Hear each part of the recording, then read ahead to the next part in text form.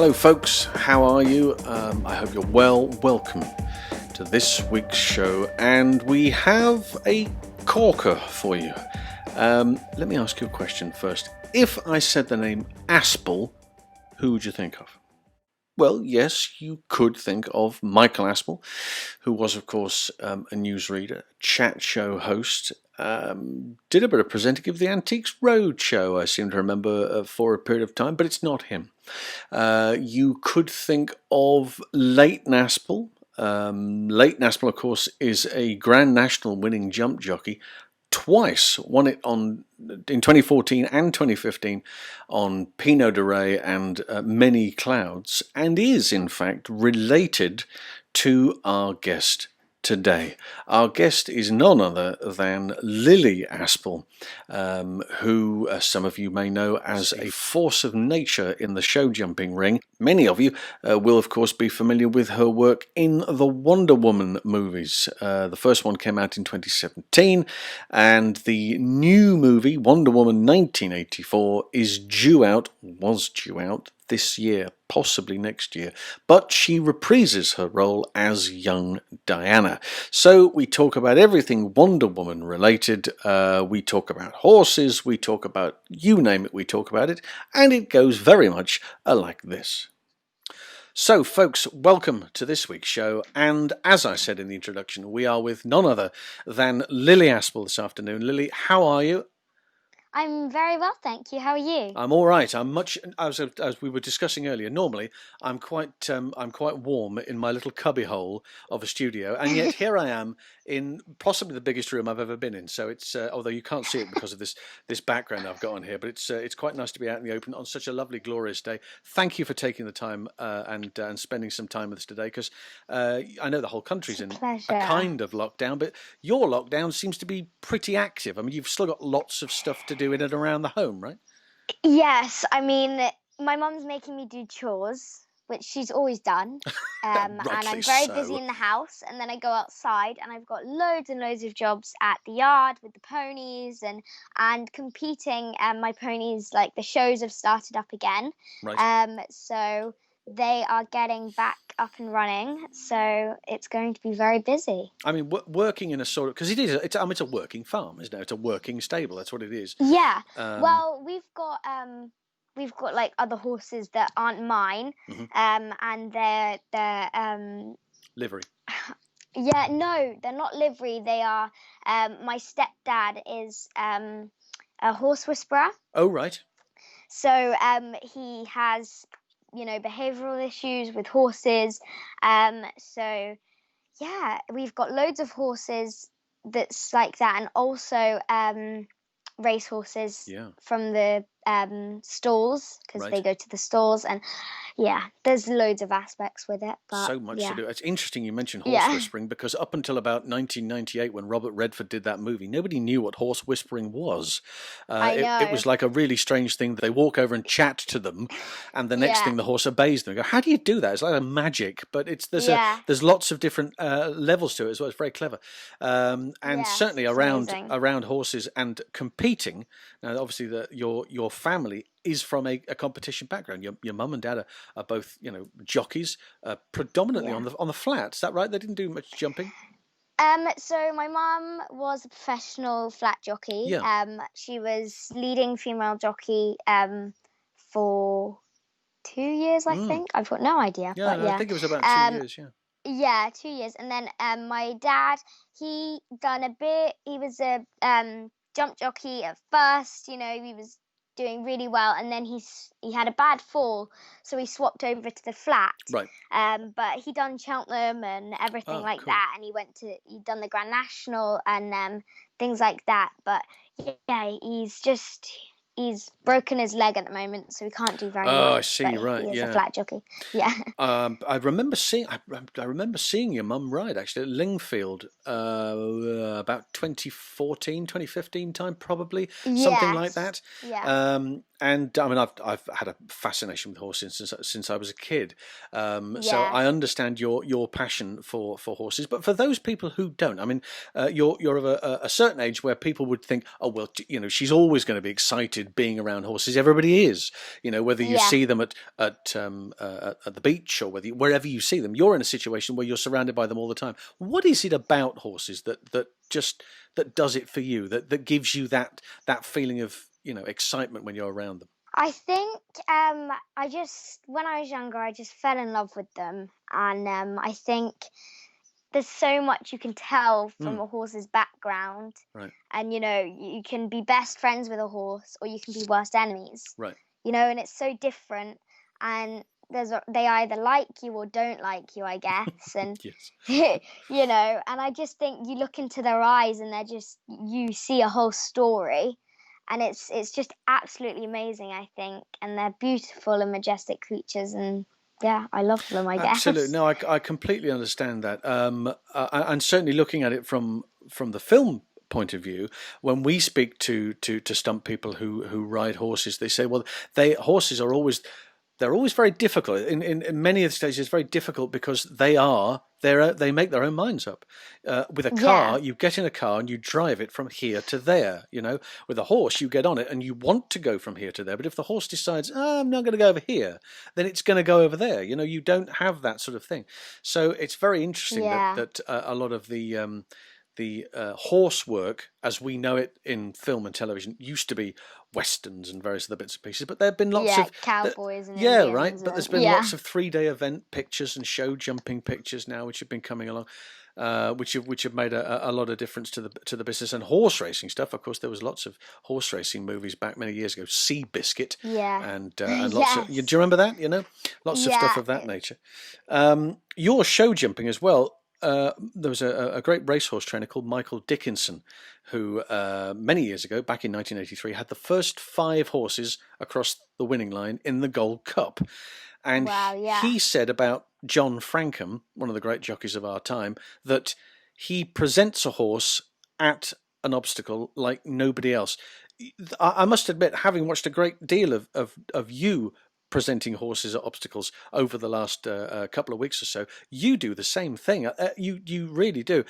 Is this can this be taught? Because obviously I know your dad's done some jump jockeying, but show jumping is a great experience for race riding, isn't it? Yeah, I mean, I always go by you're only as good as the horse underneath you. Right. Which, you can be the best rider on earth, but have the most awful horse in the world that can't jump a thing, and you still can't get over. You can try as hard as you can, but you still can't get it. And I think with me having just that, like, horses will always be in my heart. And I think with me growing up with them, and I think I just sort of got my head around them a bit differently than my mum and dad. I think I just looked at them as my best friends, and they looked at them, I think, as just animals, and like they're there. And I think, I don't really know, because I just think, as you said, there's only so much my mum and dad can teach me. And I think, I've had a few lessons with some other people, and, they've taught me great things, but I think I just, as it comes to me, I think I just roll with it, and I think, I done this wrong, and then that's how I learn. Right. You learn from your own mistakes. Yeah, and I think being with show jumping, I think Mum and I have got our head around it, and we're like, right, we should have taken that turn. We should have, It's hard, but it's just you got to keep going at it. And a lot of hard work into it. Well, it's like that thing, when you fall off, you've got to get back on again. You've got to get your confidence back. And when I started riding, when I was probably 6 or 7 or something of that nature, because you always get a horse that's appropriate to your size. And so I was sitting on this Shetland thing called Brandy, but we were riding around, and of course everything else was 15, 16 hands, and I had this little thing which was doing 300 canters to the minute, and everything else is doing 2 or 3 strides. And well, we turned over in a corner once. I realised that I'd got absolutely no control of this horse whatsoever. It was going right. I went left out the side door. And stood there, and I thought, oh, my world just disappeared. I thought, got to get back on it. And once you get back on it, that's it. You get that confidence back again. You probably had your fair share of rough and tumble in the show jumping ring, or in the training ring, certainly. Yeah, I mean, I've got a pony now, and he rears up, Right. and he reared up with me, and I slid off because I was like, oh, I can't do this, I just can't do this, Mom, I just can't do this, and and I got back on, and I've had falls here, there, and everywhere, but I think that's what makes you a rider as well, because although I've been scared like numerous times, you just gotta grit your teeth and get on with it.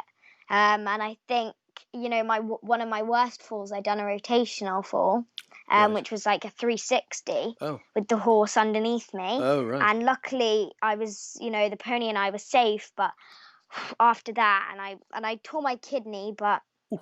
oh my goodness, yeah, I know it was crazy. Oh, no. But it was, yeah, I just had to get back on, and I just went round and done it again. And yeah, I think that's what makes or breaks you. I think so. I think that's what you've answered it there by saying, whatever comes along, if you've got an open mind and you know full well, look, I'm doing this, and chances are there's going to be some element of risk. You have to take that into consideration when you're doing it. Yeah. Where do you see yourself going with, as far as the show jumping is concerned? I mean, is that what you're driving at the moment, or how long do you want to do what you're doing? Are you balancing the two things together? What's the deal, do you think?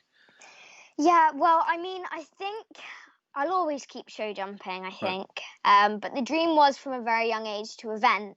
Yeah. And then, I sort of got into show jumping, and we done our first competition, and I just fell in love with it. And then I think hopefully in the future I'd like to get a few owners from horses. Okay.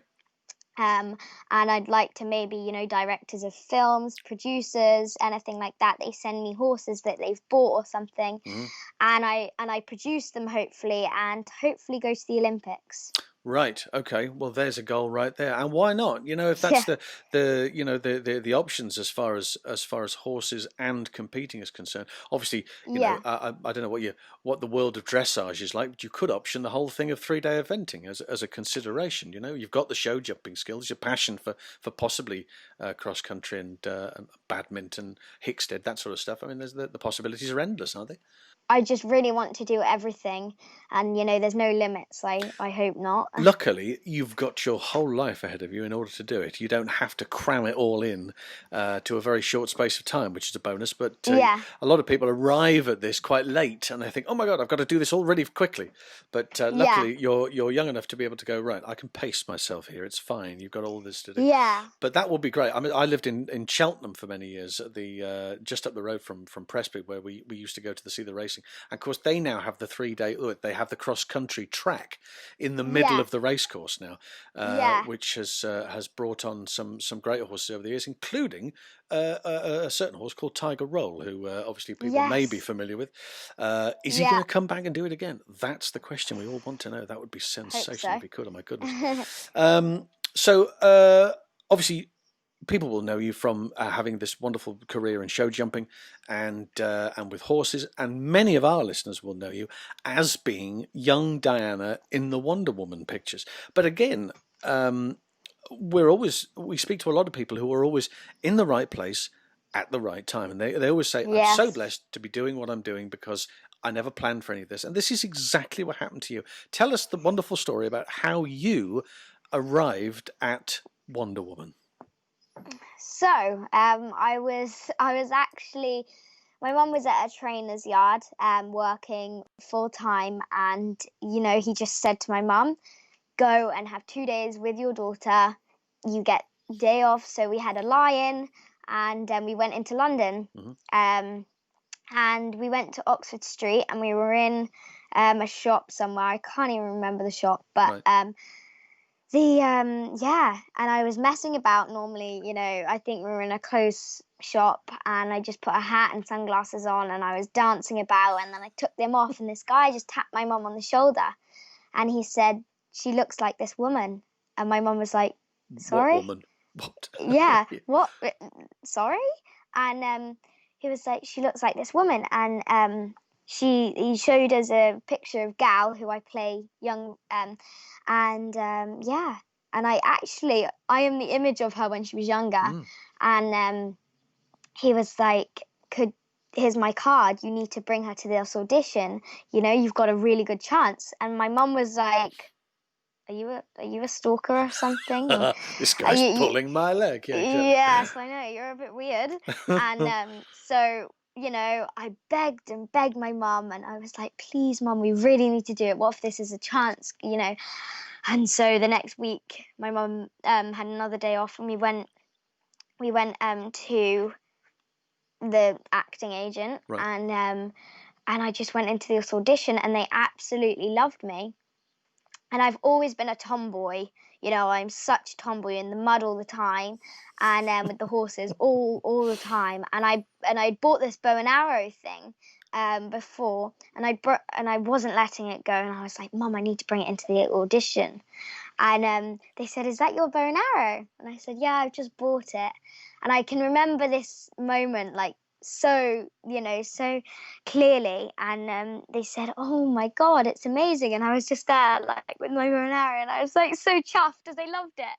And I think they loved me because I was a tomboy, I hope, because you know, young Diana is so much like me in person. Yes. You know, she's a go-getter, and she's so hardworking, and nothing can stop her. Mm. So you know, I in my head I had this role. Right. I had this role, and I was like, you know, I've got it. I'm amazing, as 6-year-olds are. So How long was it between that interview and a decision being made?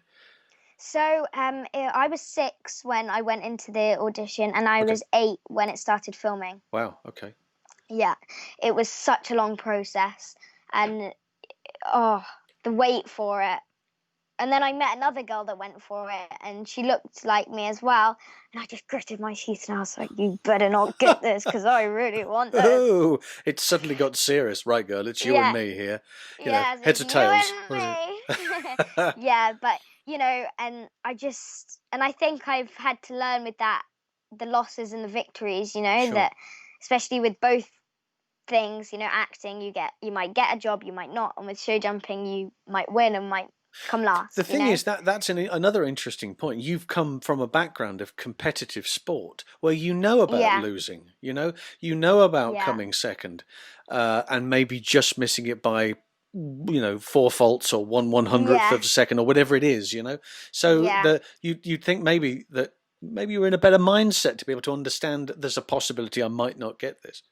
Yeah. I mean, you know, as I said, I was so confident about like when I was that age, and you know, I said to my mum, I was like, "Have you got an email yet? Have you got an email yet?" But we didn't know absolutely anything about it. The waiting, it's the waiting, isn't it? Yeah, I thought I was going to have a little background part with just me going like that. But I had, you know, a big It's a part. huge part. It's a massive part of the story. It was amazing. Do you think the bow and arrow thing may have? Did they write that into the script? Do you think a bit of? I don't know, but I mean, I think that in person, I was so like young Diana. So I think, I mean, Patty had this on her Mac when we were filming the second one. She said, "I've got your audition tape from when you were like 6," and I put, "Oh, said, no, don't God." show me. And it was this little bow and arrow just going like that. That was the clincher, right? And she was like, you know, I looked at this tape and I said, "That's our Diana." Wow. And it just made me feel so like special and amazing. Well, that's huge. That's absolutely amazing. And we see it now because obviously from the movie's point of view, and you know all the stuff that's gone around it, and you put you and Gal next to each other, and you know you are peas in a pod. There's no two ways about that. It's very clear that you go, yeah, she's young. Obviously, she grew up to be Gal. You know that's the way it works. So it is very interesting that this scouting agent must have been really on his game to be able to have gone, hang on, and he's carrying a picture around with him or whatever it was. Look, I know. You know, it's amazing. Yeah. It was, as you said, the right time at, you know, the right place. It's just amazing. Patty Jenkins, of course, has been applauded the world over for her adaptation of this particular movie, her direction on this picture as well. What was she like to work with as a director? I mean, obviously, you ask people about, well, this the director gave me this and that, but I imagine that on the strength of what you've just told me, she was absolutely ideal, wasn't she? Oh, Patty is just amazing. She's so supportive. She's supportive of. I told her about the Olympics, Mm-hmm. and I told her about the Olympics, that I wanted to go to the Olympics, and I told them I could ride Mm-hmm. in the audition, and she wrote in the script the horses. Well, So it was going to be me running around, but it became the horses in the Wonder Woman 1. So it was crazy. it's interesting to talk about that as well because Gal's riding double was, of course, Georgie Armstrong, Yeah. who was from a big horsey family. Of course, her father Vic and everybody else connected with the Armstrong family. Were you doubled at all on the picture, or were you doing your own riding? Because obviously you're incredibly capable of doing so. Yeah, well, I done all my riding. I Right? done all my stunts. You know, Rochelle, who's my stunt double, Yeah. she was like, I am so bored. I've got nothing to do. I literally am the most boredest person on set right now. Yeah. And because every stunt, she was like, if you don't want to have a go at this, it's absolutely fine. And I was like, no, I'm going for it. This, And this because is the stunt double talking. Say, look, you know that I get paid for doing this, and you're going to get paid whatever happens, right? Yeah, So you don't actually have to do it. I can do it. You Yeah. can just have a day off. And I was like, no, I'm doing it. I really want to do this because I actually had 6 months training before. Okay. Just to be like a bit musclier because I was like that thin. Right. So I got no muscle at all. So I had 6 months training and 6 month training with her. Mm-hmm. And we do everything like the same. So we look the same. Right. I'd run like her, she'd run like me. It was crazy. And then I couldn't waste all that away not doing my own stunts. No, of and course I not. practiced all of them. Like in the stunt area, and it was all of them were so incredible, and I'd be like, what stunt are we doing today? And Which one? And there were lots of them in the picture, I must admit. Yes, but bless her, she was so bored, and I felt bad. I was like, but I really want to do it, but I feel bad. This is Rochelle Bennett. Yes, yeah. Your double on the picture. Yeah. It's very, very interesting about the way in which that works, though, because obviously, as you say yourself, these the amount of stunt women on the picture was incredible. And of course, there's those in the original movie, in the first picture. There are lots of those battle sequences on the beach, and there's all the action being involved there. Some terrific dismounts. I remember Tilly Powell doing a wonderful dismount from a horse as well. Yeah, that was amazing. So it's a kind of movie that kind of encapsulates everything. And of course, the new movie, whenever that comes out, because obviously the world's in a funny place at the present time. And is it this year? Is it next year? It's confusing. I think it's coming out in October the 2nd, I think. Right. Okay. It's coming out. Its due date. I think. Well, let's keep our fingers crossed for that, because I know there's a lot of stuff that's going. There's a lot of stuff that's going to summer of next year, isn't it? Because of what's going on at the present time. Yeah. But your success, of course, and there's a big gap between the first picture and the second picture, and you worked in between the two. You worked with a friend of ours, Joe McLaren, on Holmes and Watson, and that must have been great fun to do. What is it about these type of pictures that you find fascinating? Because there's no niche at the moment. You're a young girl enjoying the movie industry at the present time, but the world is your oyster. Is there a particular direction that you want to go in film wise, or are you happy to take on anything that's thrown at you currently? Yeah, I mean, anything that's thrown at me, I don't mind, but I think the movie that I fantasize doing is probably National Velvet. Oh, absolutely. What a picture. I would absolutely love to do that. And yeah, so I mean, Dan Bradley on Second Unit. Oh yes. Yeah, I was just like, I'd love to do National Velvet, Do you know what? If there was ever anybody who could probably get away with it and do it, I think it would be him and you. I think this would Yeah, definitely I know. work. Yeah, so I Um, was kind of just, edging it out there, but I think he was having none of it. yeah, maybe we get somebody else to prod him in the right direction. Yeah, Maybe that's yeah. an interesting because there's been two. There was the original movie with Elizabeth Taylor and Mickey Rooney, right? It was Yeah, 1944. There yeah, was a very old. television series in the 1960s on American TV, and then there was International Velvet, which was with Internet. Tatum O'Neal.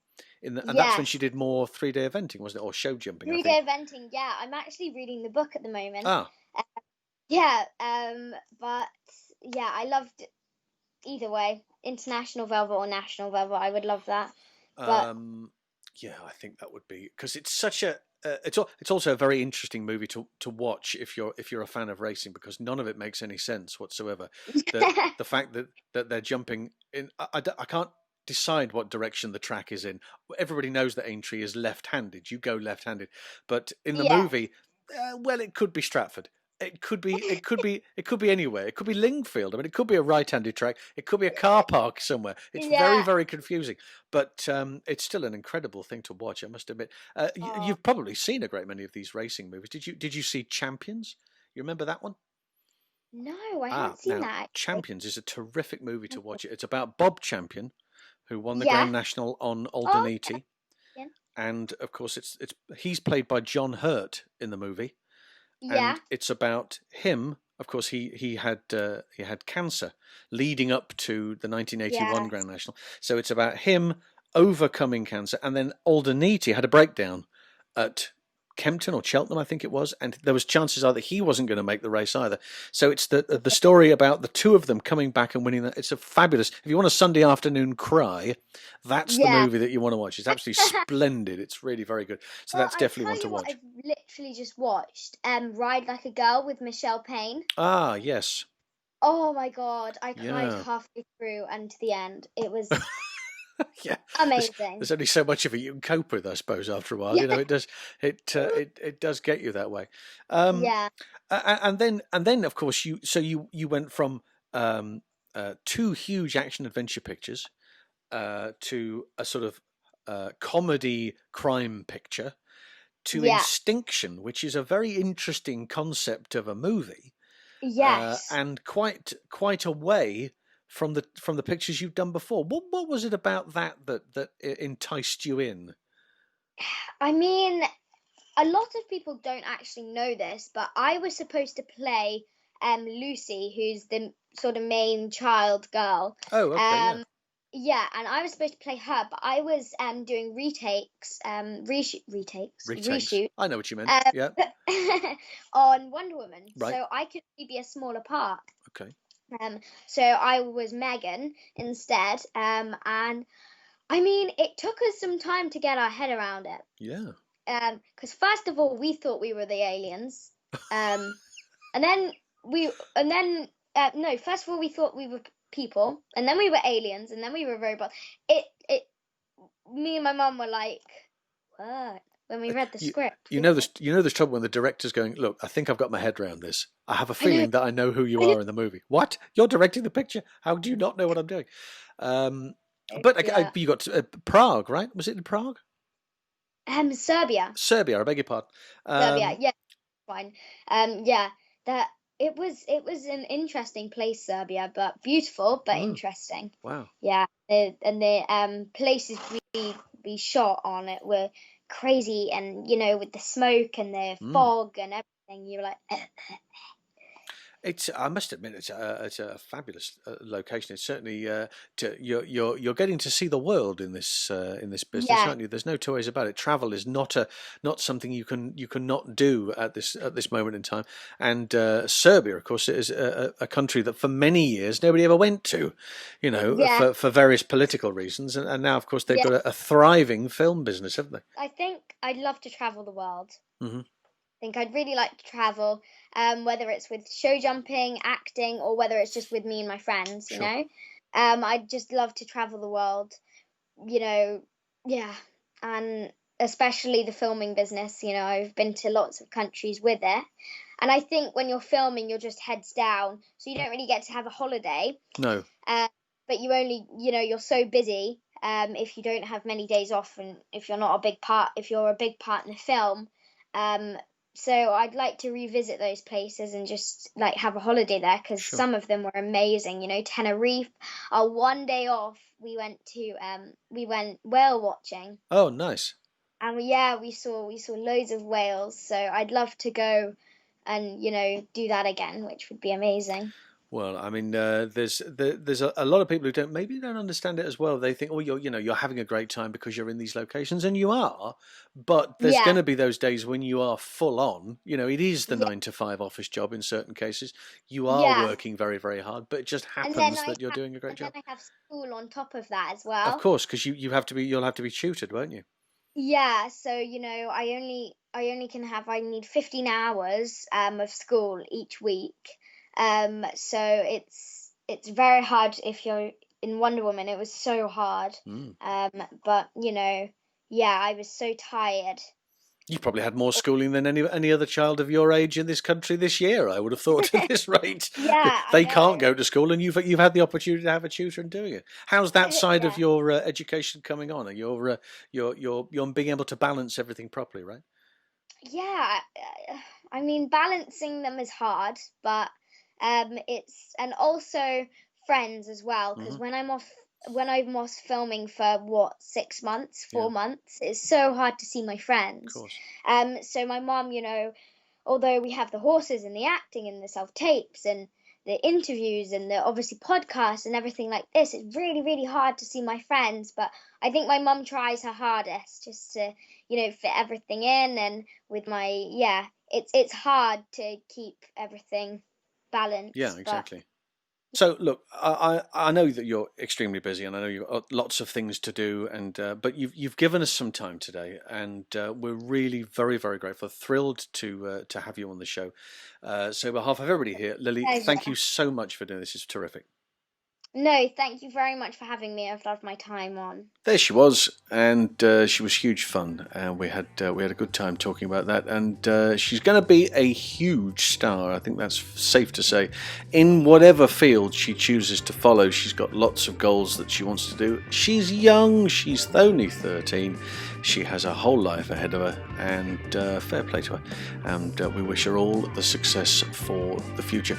If you have enjoyed today's show, do leave a comment, positive if possible, negative if absolutely necessary, but as long as it's truthful, that's the main thing. You can contact us, the Stuntpod at gmail.com if you want to do that. You'll find us on Facebook, Twitter and Instagram. All the social medias are covered. And do keep in touch, and we'll do our very best to bring you the best quality of action-orientated podcasting. And until next time, take care. Bye for now.